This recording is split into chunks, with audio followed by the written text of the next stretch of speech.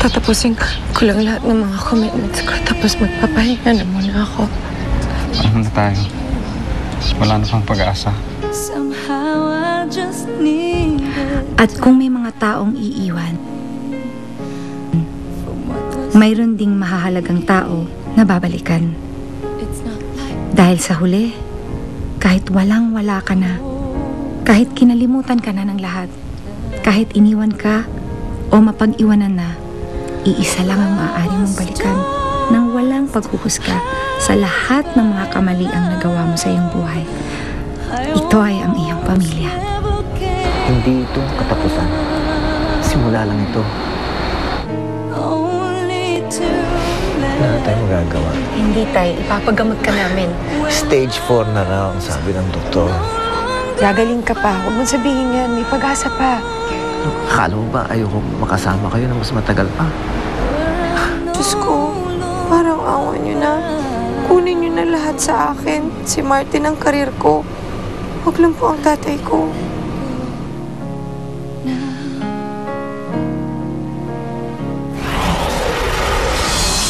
At kung meron kayong problema sa puso, sa pamilya, Sa tatay mo na mamamatay, kung ano man ang iyong dinadala, tumawag ka lang at handa akong makiramay.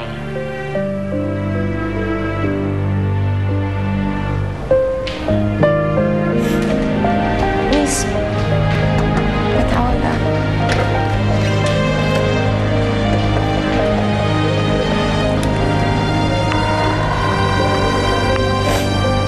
Hello, ate ko. pretty woman, ikaw ba yan? Ate ko, wala na kasi po akong ibang matakbuhan. Pretty woman, bakit ka umiiyak? May cancer po yung tatay ko. At pinagyan na po siya ng tani. Malapit na po siyang...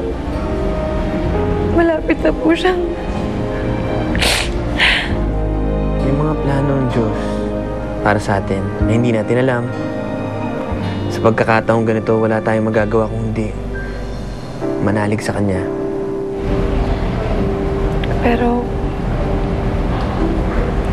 hindi ko po kayang mawala ang tatay ko sa akin. Pretty woman, hindi pa naman siya nawawala sa'yo eh. Narayan lang siya sa tabi mo. May pagkakataon pa kayo na magkasama. Kaya huwag mo sayangin ang mga alaala sa mga bagay na wala namang magagawa.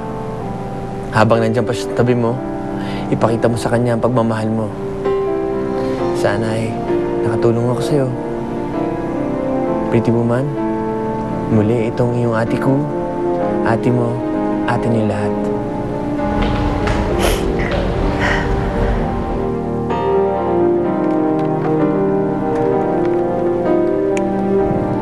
Hello, pretty woman? Ate ko, maraming salamat po sa advice.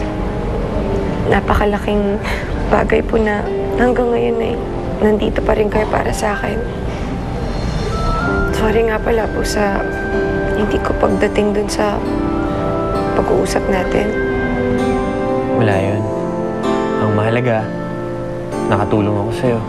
Alam mo kasi kahit papaano, para bang napalapit na rin ako sa'yo eh. Naging bahagi ka na rin ng buhay ko. Kayo rin po, ate ko. Salamat po. O sige, sa ulitin na lang. Sige po.